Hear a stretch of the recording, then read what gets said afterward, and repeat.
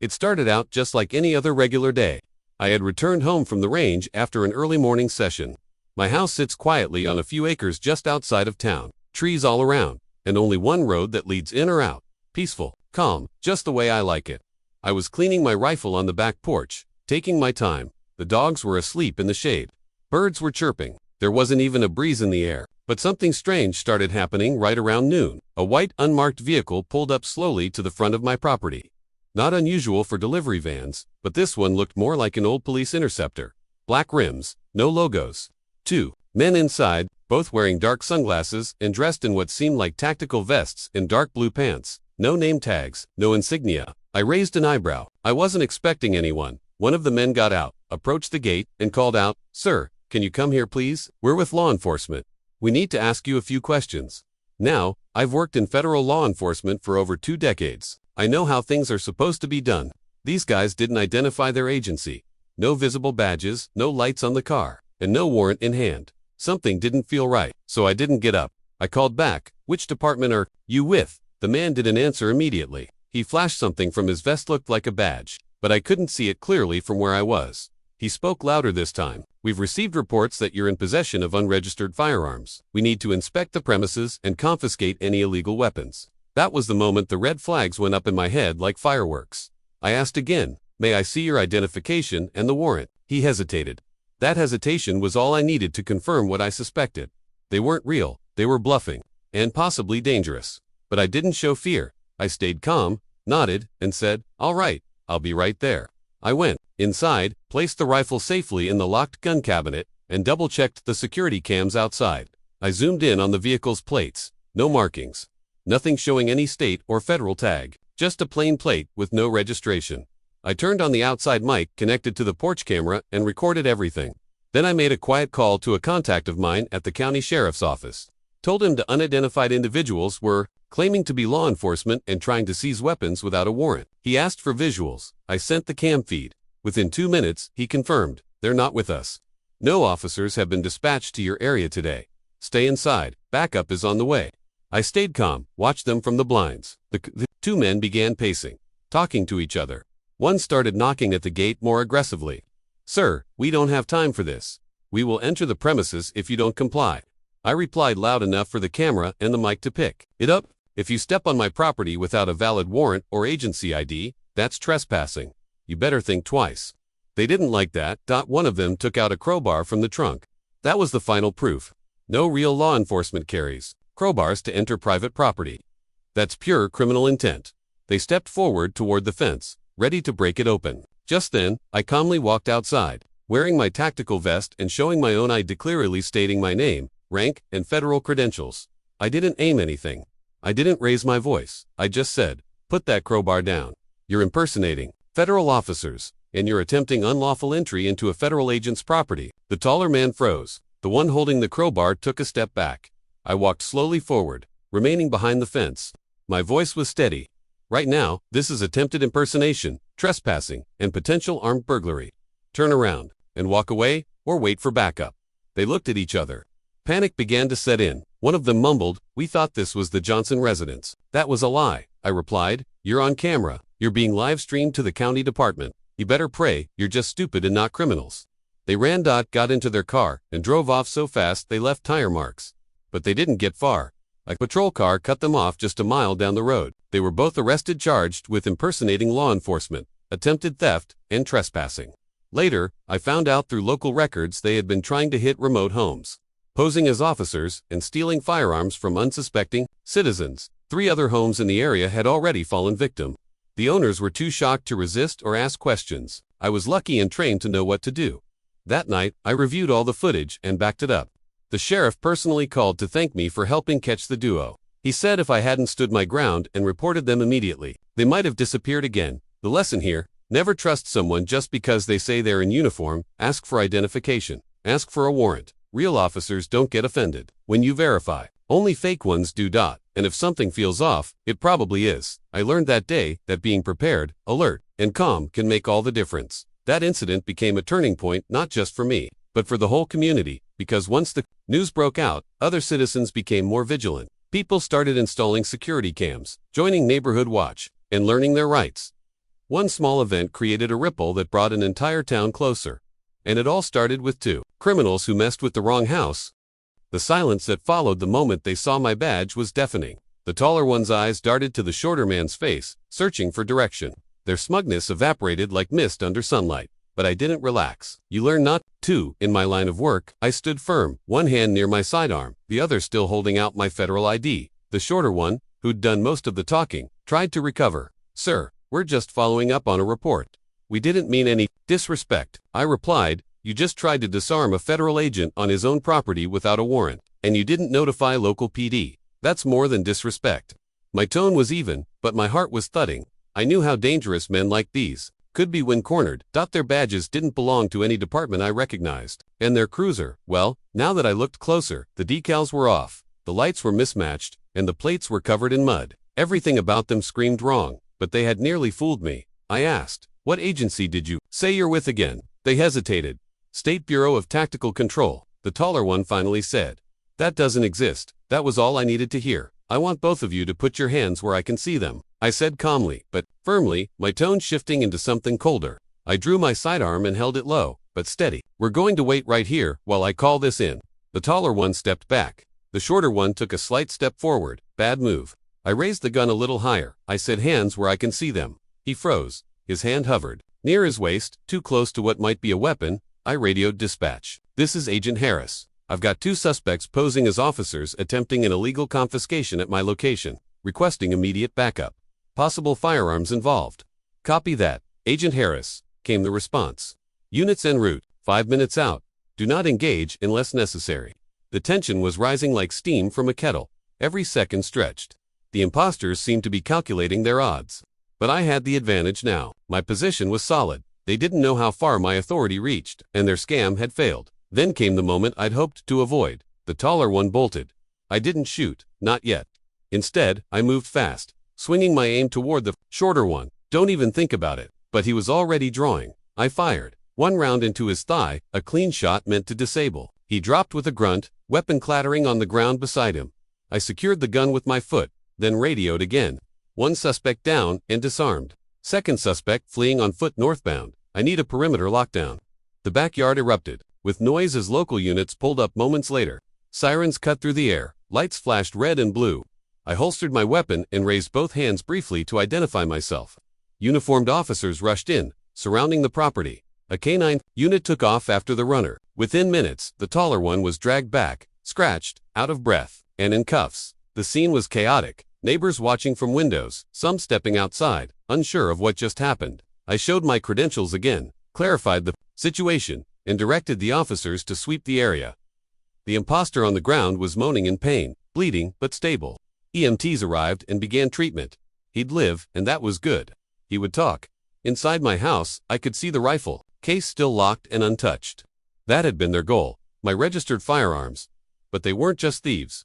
This felt deeper. They had resources, uniforms, a marked car, radios, even fake documents. This wasn't a one-off. Back at the station, I sat in on the interrogation. The man I'd shot was named Leo Darnell. The other, his partner, was Alan Brooks. Both had records. Under aliases, minor fraud, impersonation, conspiracy. But nothing on this level. They refused to talk for hours. Finally, after some pressure from our legal team, Darnell cracked. It wasn't about me. Specifically, they'd been targeting homes across the county, particularly ones known to house veterans, collectors, and registered gun owners. They used public databases, scanned gun shows, even tailed people from shooting ranges. Their mission, pose as authority, claim a false emergency, and confiscate the weapons. They'd gotten away with it at least 6 times, until meet their gear, bought online, stitched together from expired surplus, auctioned police equipment, and a few forged elements. The car had been an old decommissioned cruiser, painted, rigged with lights, and even fitted with a fake scanner. They were part of a larger crew. That's when I realized this rabbit hole went much deeper. I briefed my team. We flagged similar reports, worked with neighboring states, and requested federal assistance. The fake cop ring was more organized than we thought. Multiple teams, spread across regions. Each one trained, equipped, and armed. I was no longer just a victim of a random scam. I had become the key witness in a multi-state criminal investigation. The thought made me uneasy. My home, my safety, my family, all were now potential targets. We issued a federal advisory. If someone knocks, claiming to be an officer without a warrant or local backup, Do not comply. Verify credentials. Call 911. Real officers will never threaten or push their way in without cause. In the weeks that followed, 4 more fake units were apprehended, all connected, same tactics, different cities. The case made headlines. Fake police impersonators busted in massive sting. People called me a hero for stopping them, for shooting first, asking questions later, but I didn't feel like a hero. I felt lucky. 1 second of hesitation, and it could have gone differently. Worse, I kept replaying that moment. The glance, the fake badge, the way the shorter one's hand drifted toward his belt. I've seen that move too many times. And still, I almost waited too long. They say when you've done the job long enough, your instincts sharpen. But it's not just instincts, it's scars. Scars from all the times things went sideways. That day added another. But it also shut down a major threat, and somewhere, I know, someone else slept safer because I didn't let them take what wasn't theirs. The story wasn't over yet. As the investigation deepened, we uncovered the name of the man behind the network, a former security contractor with a history of dishonorable conduct. He'd formed his own underground ring, recruiting ex-cons and dropouts, feeding them gear, and sending them on missions. His goal: collect and resell confiscated weapons on the black market. He was still out there, and now he knew my name.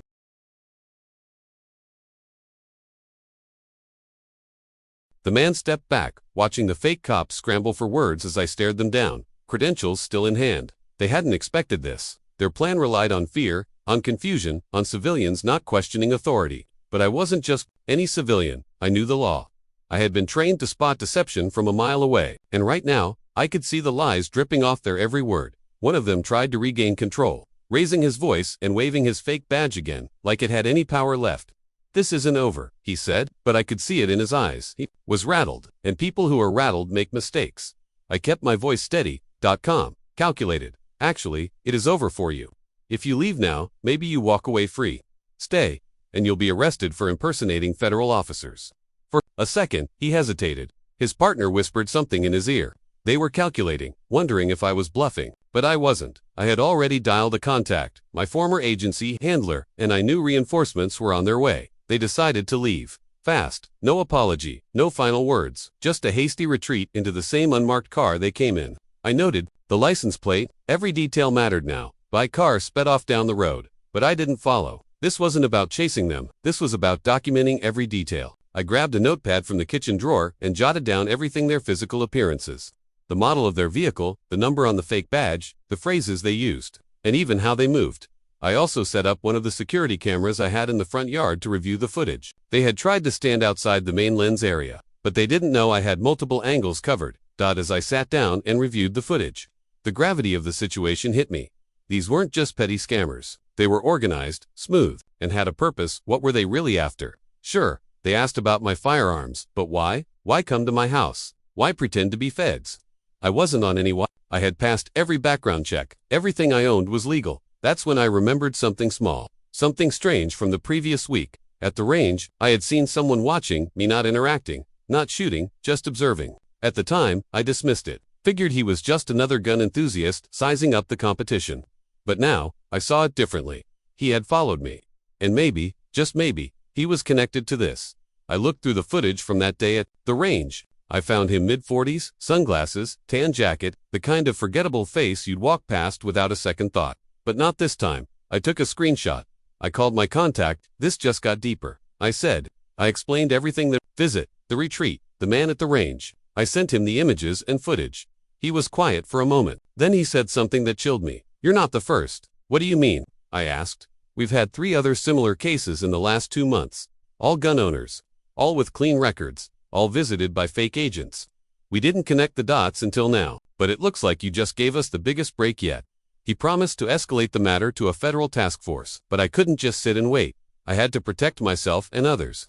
So I started making calls to friends in the local community, law-abiding gun owners, former vets, off-duty officers. I told them what happened, shared the footage, warned them to be alert. Their reactions were immediate: shock, anger, determination. We formed a small, informal group to share updates. We created a private thread online to upload videos, images, car plate numbers, and suspicious encounters. Within a week, 3 more people in our area posted similar experiences. Fake agents, asking for firearm paperwork, threatening to confiscate, always in unmarked cars, always flashing untraceable badges. It was bigger than I thought. These weren't random events, they were targeted. Meanwhile, I stayed on high alert. I changed my home security patterns, rotated cameras, trained my dog to alert me to any new scents or vehicles, even altered my routines, no more fixed schedules. Because if they came back, I wanted to be ready. And then, one night, they did. Around 3 a.m., the motion sensors lit up. I checked the cameras, same car, same two men.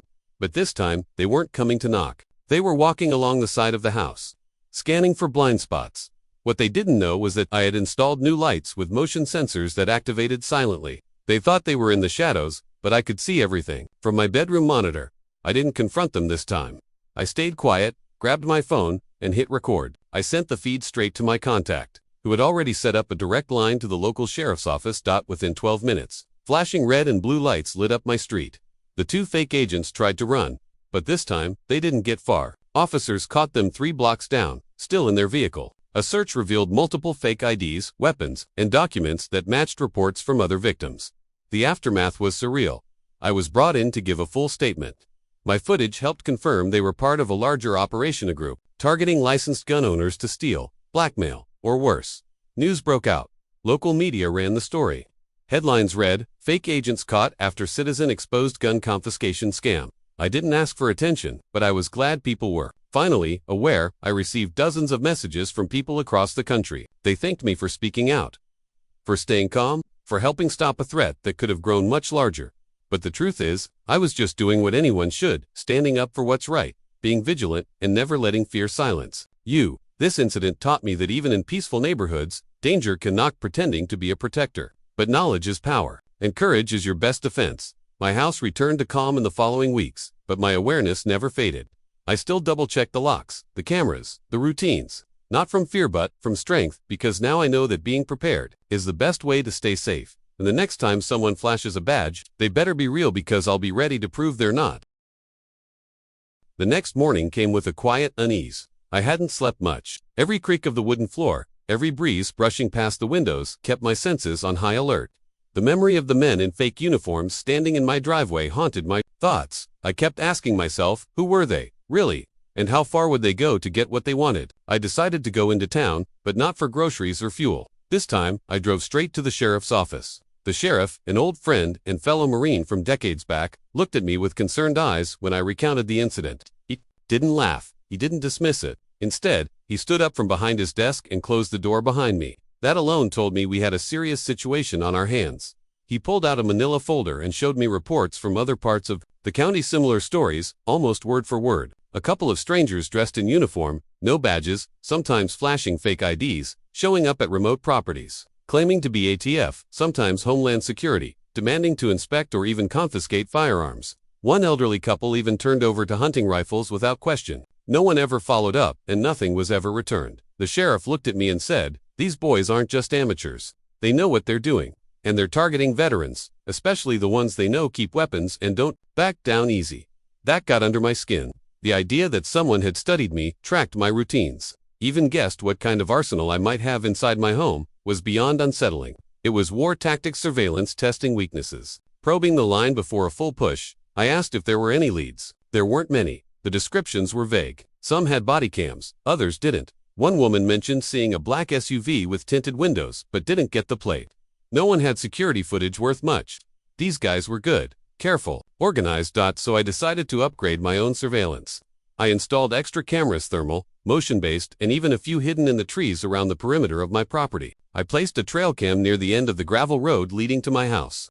I wasn't going to be caught off guard again. That night, I loaded every weapon I owned. From the old Winchester I inherited from my father to the more modern AR-15 I used. For patrol drills, every firearm was cleaned, checked, and positioned strategically throughout the house. I wasn't looking for a fight, but I also wasn't going to hand over my rights to a bunch of cowards playing dress-up with fake authority. I didn't tell anyone about the setup, not my neighbors, not even the sheriff. If these guys came back, I needed to catch them in the act. The only call I made was to an old buddy from the special ops community, someone who owed me more than a few favors. He arrived 2 days later, parking his truck behind my barn and staying low in the guest room. He brought gear with him: drones, listening devices, and even a silent scope rifle, just in case. For a couple of days, nothing happened. It felt like a calm before a storm. On the third night, we got a hit. The trail cam caught movement at 2:17 a.m. 2 figures, approaching from the eastern trail. The one most people didn't know about. They wore dark clothes, helmets, and what looked like night vision goggles. One held something that resembled a scanner or a metal detector. They moved in silence, with clear coordination, avoiding all visible cameras, unaware that we had new hidden ones tracking them. My friend and I watched from the monitor. He looked at me and whispered, "They're not amateurs. They've done this before." I nodded. These weren't just opportunists. This was trained infiltration. We waited as they moved closer to the house. Then they split up. One circled toward the back entrance. The other moved toward the garage. That's when I made the call. I pressed a silent alarm, which notified the sheriff's department without alerting the intruders. But I didn't stop there. As the man near the garage started picking the lock, I stepped outside, quietly, holding my sidearm low and tight. "Freeze," I said, calmly but firmly. He spun around, startled. He tried to pull something from his belt, but I was faster. My friend appeared behind the second man and had him on the ground in seconds. We didn't have to fire a shot. We zip-tied their hands and sat them on the porch, waiting for the sheriff. It took about 20 minutes, and when he arrived with backup, his jaw dropped. "You got them?" he asked alive. We turned them over. Their uniforms were nearly perfect. Their fake IDs had watermarks, holograms someone had invested in high-quality forgery, but what shocked us most was what we found in their vehicle. A full dossier, my name, photos of my home, maps of the property, notes about my routines, what times I walked the dog, where I kept my vehicles. There were other files too, names of at least a dozen other veterans in the area. They were targeting us methodically. The sheriff looked at me, his expression grim. "This isn't just some scam," he said. "This is organized. Military-style ops. Someone with deep pockets is behind this." The suspects refused to talk. No names, no affiliations. Their fingerprints led nowhere. No military records, no police employment, nothing in the federal database. Ghosts. The sheriff contacted the FBI. A few days later, 2 agents arrived and took custody of the men. I never got a straight answer from them, but their serious demeanor told me everything I needed to know. This wasn't random. This was a part of something bigger. After that night, I made changes. I strengthened every lock, replaced every old wire, dug a few more trenches near the woods. My friend stayed for a while longer, but eventually left, promising to keep ears open and connections active. I went back to my life, more watchful, more alert, but also more determined. If they came again, they wouldn't leave. I wasn't just protecting my home, I was protecting every name in that dossier, and every veteran who had ever put their life on the line for this country. They thought they could intimidate us, trick us, steal from us. But they underestimated one thing: what it means when a soldier takes an oath. That oath doesn't end at retirement. It doesn't disappear when the uniform comes off. It stays, and I was ready to uphold it, always. I moved slowly toward the vehicle, keeping one eye on the 3 men, who now seemed unusually silent. My steps were steady, controlled. I kept my breathing even. They had seen something they weren't expecting, and it wasn't just my badge. When I reached my truck, I calmly opened the glove compartment and pulled out the case that held my identification and credentials, not just as a federal agent, but as a firearms instructor who worked with multiple agencies over the years. I flipped it open and walked back toward them. Their expressions changed again. The one who had spoken the most, the fake officer with the mustache, actually took a step back. I handed over the ID without saying a word. Let the truth speak. Louder than any threat, they stared at it, then at me, then back at it. "This can't be real," the shorter one mumbled, clearly not expecting what he was holding. "Feel free to verify it," I said. My voice was calm, but firm. "But you'll be doing it with the county sheriff. He's on his way." That was the moment they cracked. The leader dropped the ID and stepped back again, his hand now twitching near his belt, but not near a badge or weapon. It was panic. "You called the sheriff?" one of them asked, his voice shaky. "Actually, I didn't need to. The cameras at the range feed directly into the local enforcement network. The moment you started raising your voice and stepped beyond the front fence, they were notified." The lie was smooth. Truth was, I hadn't contacted anyone yet, but it was enough. They looked at each other. No more bravado, no more fake authority. These weren't just criminals, they were amateurs pretending to play a deadly game. Then came the sound none of us could ignore, a siren. Not far off, the color drained from the shorter man's face. "We didn't mean any harm," he stammered. "We were just checking permits. ... Real officers don't just check permits like this," I replied. "And they sure as hell don't threaten citizens." I backed away slowly and watched them. It was clear they were debating whether to run.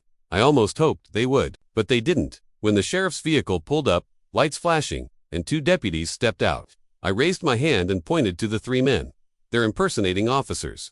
Tried to confiscate registered firearms," the deputies didn't hesitate. In minutes, the men were in cuffs, being questioned on the side of the road. I handed over my ID to the real deputies, explained the situation, and described exactly how it played out. They nodded, clearly familiar with this kind of scam, but not this bold.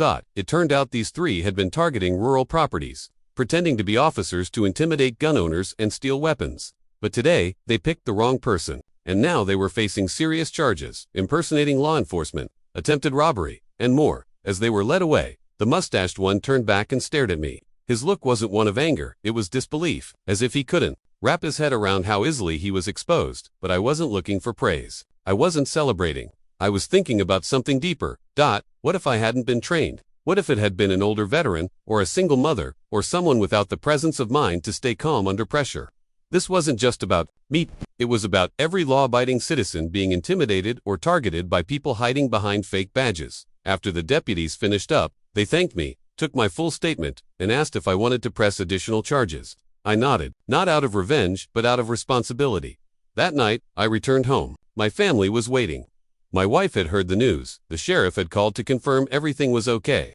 I could see the worry still on her face as I walked in, but I hugged her tightly and reassured her.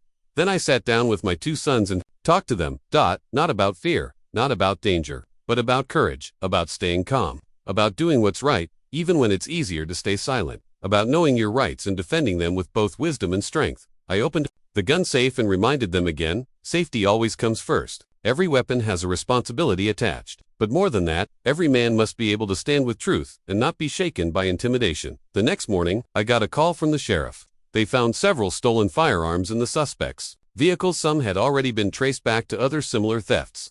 This wasn't a one-time thing. These guys had a system, and they were finally caught. He thanked me again and told me the DA would likely want my testimony in court. I agreed. Over the following weeks, I heard from others in my community. Some had received similar visits from officers in unmarked cars. Others had been suspicious but let it go. One elderly neighbor admitted he gave up an old shotgun, scared of the confrontation. That's when I decided to do something more. I organized a local seminar, not on weapons but on rights, safety, and how to spot impersonators. I invited a few real officers to join me. We packed the community hall. Seniors, families, young hunters, all came to listen and learn. The sheriff even showed up and spoke for a few minutes. He commended the community for stepping up and warned everyone to stay alert. Scams were getting smarter, and it was on all of us to protect each other. Weeks passed. The three men were formally charged.